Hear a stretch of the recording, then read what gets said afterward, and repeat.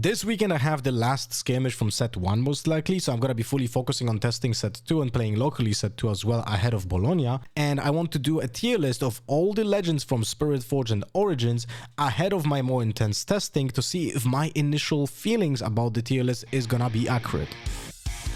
I'm gonna revisit this video probably in like 2 weeks to see if my initial gut feelings about those legends was good after testing. Let's just get Draven out of the way and put him in S tier, although I don't think he is like legit the best deck in the game. I think he is probably the best deck if you want to stomp worse players, because worse players are gonna make so many mistakes against Draven that you're gonna have easy wins. He's kind of like a pub stomper in other type of games. If you ever played like FPS games, like it's kind of like a Smurf character.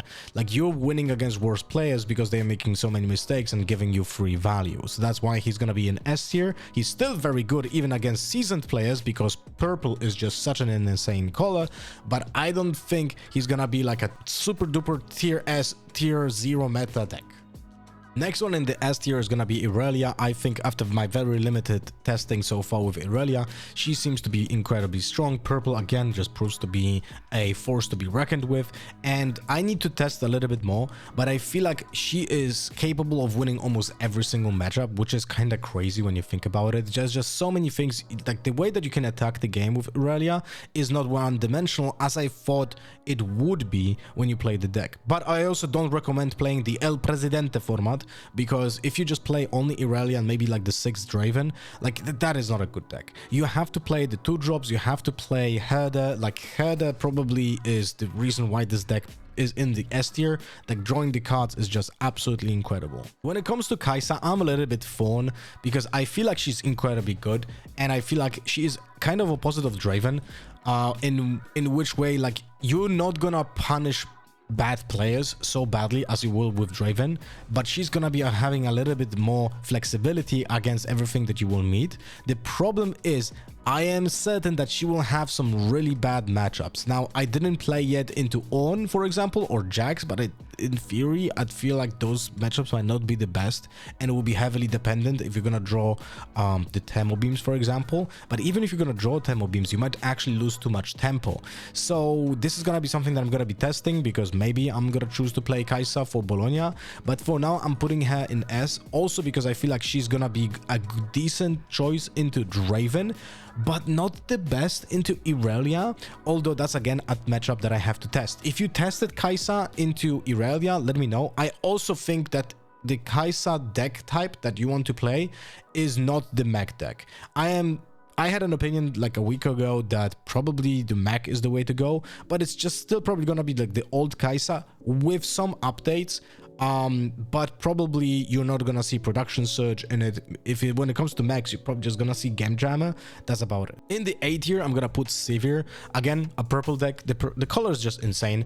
I think Sivir in general, the deck that manipulates Graveyard and plays with the shovel, is just absolutely incredible, but it's also pretty complicated to play. I don't know if I will have time to master this deck, but maybe that will be one of the decks that I'm also looking to play in Bologna. But it's purple is just incredible, and having a deck that has access to Ezreal and Fizz in the same time, which is even funnier because in the other purple decks you might not play Ez and Fizz, even though they're absolutely incredible cards. So you will have access to purple pools in 2 different kind of decks, and both of them are incredibly powerful. Like purple is just packed with insane value, and I feel like Sivir, I have also seen some versions of Aurora. I am not an expert on Aurora. I feel like probably the Rasa deck is gonna be more powerful than the Aurora version, but at the same time, is Sivir better than MF Aurora? I would say yes, because the legend brings you more value than MF, and that's why I would say that probably Sivir is going to be a better choice for Aurora as well. But at the same time, I legit never played Aurora decks, so it's just like from the receiving end, from what I see, I feel like I would prefer to play against MF rather than against a Sivir, because Sivir is just gonna be so much more efficient with the power costs that might be problematic for me to deal with. My next champion, my next legend, is gonna be also on a very limited testing. I'm gonna put Ezreal in tier 1 as well, because I feel like he is just a different version of Sivir, like the Rasa deck, right? You're gonna play Ezreal, you're gonna play Fizzes, but you're gonna have to play purple with blue, which then kind of forces you to play some of the bad spells to make drawing from the legend possible. So that's why I prefer to play, if it's the same core of purple, I would prefer to play in Severe, because you're still gonna have incredible card draw in purple and you don't need the Ezreal legend for it. But I think you can make a playable Ezreal in this combination and it's gonna be incredibly good, so I'm putting him in tier 1, but this is more of a gut feeling than actual testing. This might be very controversial. I'm putting also Annie in tier 1. I feel like she can be very good with the very aggressive way of playing with the Nocturnes, with more the casino version, because it's so tempo based. You can just win almost any matchup without much interaction, which is problematic. Now the question is, how consistent can that be? And I feel like Annie can be pretty consistent with it. Obviously, I'm not talking about, like, you know, dropping Nocturne turn 1. That is just unreasonable, and also you should probably not do it. But the deck, I feel like, can win against most decks. The biggest problem is gonna be Draven, and that's probably what's gonna be holding the Annie back, because if you're gonna be taking a deck that probably gonna have a very hard time against the most popular deck, might not be a good choice. So maybe I'm kind of like pushing myself to put her from tier 1 to tier 2, but I'm gonna keep her in tier 1 for now. I feel like access to hard bargain with Annie is just changing so much. You're gonna be able to like threaten so many gambles from the opponents that it's gonna be very impactful. So I'm gonna keep Annie for tier 1 for now. We'll see. To get it out of the way, I'm gonna also put the not worth or metal foil decks already. That's gonna be Volibear, Jinx, because even though the color combination is exactly the same as Annie and Draven, you could play the same shell, but why, right? You could literally play almost the same decks as Annie and Draven and still be winning a lot. But the problem is, like, why would you play Jinx? And the only reason would be to play for the metal foil card. So I'm gonna put her in this tier just because of that. She's still gonna be pretty decent, you know, because it's red and purple, but she's not gonna be better than Annie or Draven. And also in the same tier, we're gonna put in, where is he? Garen and Lux. Now when it comes to Garen, I'm not gonna say much. Like, the only playable versions probably Aurora, right? So that's about it. And then Lux, it's the same situation with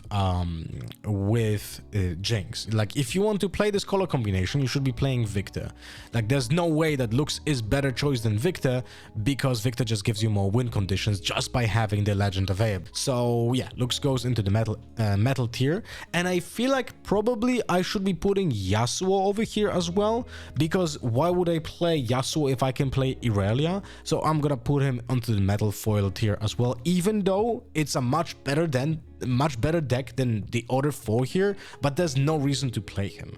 In tier 3, let's start with the orange and green. So I'm gonna put Master Yi, Lee Sin, and Jax in all of the same tier, even though they might be very different decks. I feel like, let's start with Master Yi. Master Yi cannot really play the version that he was playing before, like the mid-range, that in my opinion was very good in Origins. It doesn't really benefit from Spiritforged metagame, and it gets absolutely demolished by purple color, and the only win condition would be Ruin Runner that you can drop on turn 3. Like, you have to draw it on turn 3 and play it for the 6 resources, otherwise you're gonna fall behind. And that still doesn't guarantee you wins against purple colors. So if your job is so hard to do when you're playing against purple, because holding with one unit is just almost impossible to do, why just not play Lee Sin when, like, I know this is probably sounding like blasphemy, but I legit think if you're gonna play a mid-range deck, it's probably better to play Lee Sin nowadays than Yi, because it's so hard to hold with one unit anyway. And Jax, I'm gonna put ahead of them, because I feel like it's one of those decks that can actually catch people by surprise. I didn't play a single match yet of Jax myself. I played against him, but not with him myself, so I don't really know the play patterns yet. But I feel like it can be a surprising deck. It's not a bad deck at all, but it's pretty one-dimensional, at least from my perspective for now. Maybe that will change in the future, but for now I'm gonna put him, because of that, into tier 3. And before Spiritforged was like fully released, I thought that set might be a very good choice for the metagame, and I think I was wrong. I think set, it just gets absolutely fucked by purple. Like, one rebuke, fight or flight are just completely wrecking your face, and you cannot really benefit from what your deck wants to do. So the more one-dimensional aspect of how you want to play as a set, even though it's pretty powerful and your legend is incredibly powerful, you are just not well positioned in the current metagame. So even though I would love to play set myself, but I just feel like it's gonna be very hard card to play him in the current metagame, and if you want to play the same color combination, you should be probably playing Fiora. And I'm putting her into tier 2 because of that, because she can play very similarly, but access to riposte is just so important to play against purple. It allows you to have at least one out against those very pesky rebukes and fight to flights, which allows you to win some crucial fights. And otherwise you play a very similar deck. You also I would say that you probably have better champion unit than Set, right? And you still play Set Brawler as well because it just fits so well with the Fiora. But I do think that Legend of Fiora is definitely way less powerful than Set. But just because of the access to riposte, which probably should be a free of, even though I don't like it as a free of in the deck, is gonna be incredibly important in the current metagame, where purple is just running circles around other colors. In tier 2, I'll also put Rumble, although I feel like he probably should be on top of tier 3. It's gonna be a pretty similar deck to what you can do with Lee Sin and Master Yi, because like the main objective it would be to hold locations, and because you can play with multiple units on Rumble and not like with Master Yi, you kind of get the similar bonus, right? Because your mechs are gonna have shield, but you're not being completely overrun by a single rebuke or fight or flight. And also by having access to removal, you have a little bit more flexibility than the orange and green. So I feel like if you want to play a minion based deck that is not like super top tier for some reason, whatever, Rumble could be an option, right? If you want to hold locations. I would not recommend to play this deck, but it's I would say it is playable, and it's gonna be a totally different deck from the Kai'Sa. Now, from the token deck, Azir, I'm gonna put him on top of tier 3. I feel like it's gonna be one of those decks that is just, again, very good against inexperienced players. It's very similar to Set, by the way. If you don't know how to play against a Set, you might just lose because of that against him, and it's gonna be similar with Azir. I feel like that is the matchup where your game knowledge about how Azir wants to play against you is gonna be so impactful on your own decision making that you're gonna be able to iron out that win condition for yourself just because of the game knowledge. Now, I do think that Victor, the all spells version, is not... I don't think that deck is nice. The day it was released, that we have seen the version of that deck, so many people were asking me like, what do I think about that? And I said that a version of a deck like this auto loses to a player who knows the win condition, and essentially you want to hold units in base and then move multiple units at the same time, so the Victor's removal is going to be incredibly inefficient or clunky to fit into one turn, and then you're going to start making up points that you kind of lost in the beginning because Victor is not going to be able to catch up. Obviously, Decree and Bellows Breath is gonna be a problem if you do that, but you know, sometimes we have to take the risks. But I feel like the version with tokens is gonna be much better. Not like a full token version, but I feel like a kind of a combo between units and removal is gonna be flexible enough to be a decent choice enough to put him in top of tier 2, I would say. The problem is that I thought that Victor should be like tier A, tier 1, you know, in the Spiritforged metagame, but I feel like I was a little bit wrong. I even bought a overnumbered version of Victor because I was mentally preparing to play Victor in Spiritforged, but I'm slowly turning away from him, and we'll see after more intense testing, but I would really love to play Victor in Bologna as well. And if you want to have like my opinion why I think Victor might be falling off a little bit, is because I thought it's gonna be decent against purple, but at the same time purple has so many ways of just killing your tokens without really committing. And if someone actually, I'm not sure if this is gonna be a choice, but you could play Downwells in all of the purple colors in the sideboard, and that card absolutely wrecks Victor's face because all the tokens die when someone plays Downwell, and that is a big problem. So I'm not sure if this is gonna be an actual choice. I hope not. If you play Victor, I hope Downwell is not gonna be a choice in the sideboard for the purple colors, but it all depends how popular Victor decks will be. Next one I would like to put in is gonna be MF Aurora. I don't even know if any different archetype from MF is gonna be playing. I'm gonna put her in tier 2. I think she's playable. I think Aurora's death is exaggerated. I don't think she's gonna be top tier because most decks, if not all, should pack a amount of cards that are gonna be hating out a gear. And also the biggest problem for Aurora decks is action. And when you see the colors, like the only decks that are gonna be playing action here is gonna be Sevier maybe in the sideboard, and I would play main if I would be playing Fiora. But the problem is, like, the other decks are not gonna be actually in the meta game, so action should not be a consideration. The other problematic things would be just the red with the detonate and thermal beam, but those are also not that big of a problem, right? Detonate is still gives you card draw. Thermal beam, well, you know, it's an expensive card. So I feel like MF Aurora is not gonna be a terrible choice. We're gonna put her ahead of Rumble, but at the same time, I don't think she's gonna be popular, because if you want to play Aurora, you probably should play Sevier. But that is my perspective from someone who is not playing Aurora himself. Now, Teemo. I think Teemo is incredibly strong. I think Teemo, it depends highly on the pilot and less on the overall metagame. I feel like the pilot just needs to be very good. The problem with Teemo is that he would typically like to hold locations, and that's going to be tough against Draven. Now, I still think that because he has access to purple, he's going to be incredibly strong. So I'm putting him on top of tier 2, where I feel like if you're an experienced Teemo pilot, you should be sticking to him in Spiritforged, because he is still gonna find a way to be annoying and pretty consistent. The biggest problem I see with Teemo is that your games are gonna be very long. Maybe not even because of you, but players playing against Teemos are just taking longer time. I see this in my locals as well. I have few Teemo players, and they somehow always go into termination, into overtime. So I need to speak about them with them about it. But it's like, from my perspective, it's more about how the opponents are playing rather than you. So maybe that's fixable if you just keep pushing your opponents to play a little bit faster. Now I'm gonna go with the red-yellow. So we're gonna start with Darius. There's no reason to play Darius if you want to play this color combination, so I'm gonna put him into the metal foil. Now I think he's better than the other 4 over here, maybe not than Jinx, but overall, why would you play Darius when you can play Rek'Sai? And I know they have different archetypes, but I think Rek'Sai is potentially a deck kind of similar to Annie. It can just win out of the blue, and you can just roll like a high roll deck. Like both Annie and Rek'Sai are gonna be a high roll decks. So I would like to put him in the middle of tier 2, slightly maybe behind Fiora. The card draw that Rek'Sai potentially has is pretty sweet. There's also a version with spells which focuses on Immortal Phoenixes, which I love to see.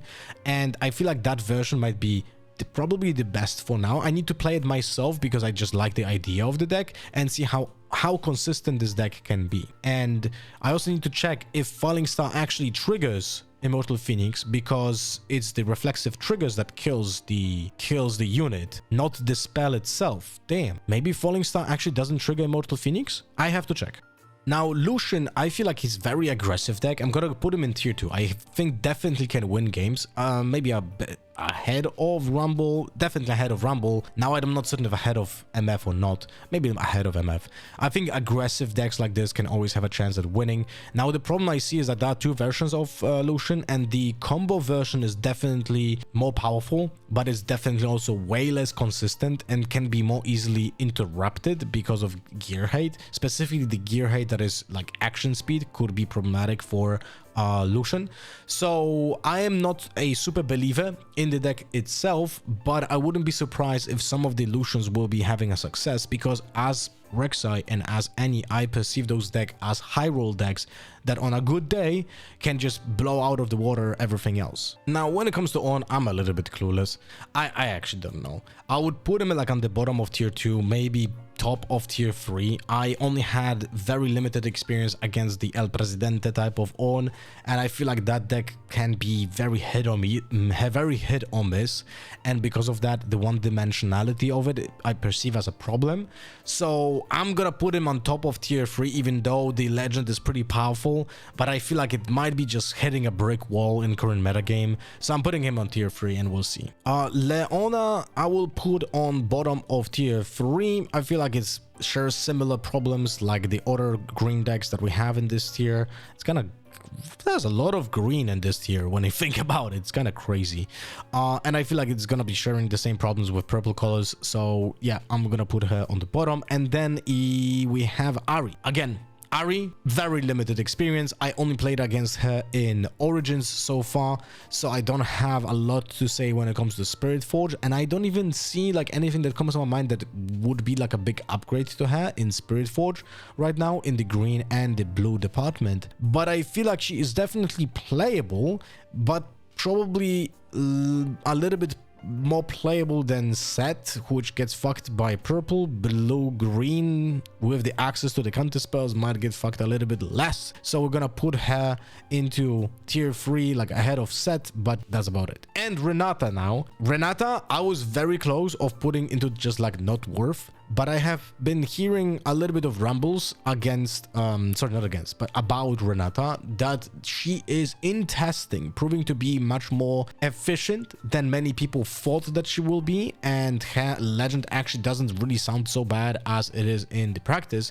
So I'm gonna put her right now in bottom of tier 2, but this is just because I heard some rumors that can be completely wrong. But it's like, it's the same color combination as Victor, and I feel like there's no way that she's gonna be better than Victor, even with the incredible signature spell, while Victor has no signature spell, essentially, because it's so bad. So, yeah, we'll see. I'm gonna put her in the tier 2, and we'll see how my realization about her power level is gonna be rechecked in like 2 weeks. And that's it. Hope you guys enjoyed the video. Let me know in the comments what you guys think. Do you agree or disagree? I'm gonna be now more testing on stream and off stream when it comes to the Spiritforged after the weekend. So yeah, I'm gonna be doing updates to this tier list on stream, and then after some time do it another video on YouTube here to check how I feel about this tier list in the future. Thank you for watching, and see you guys next time.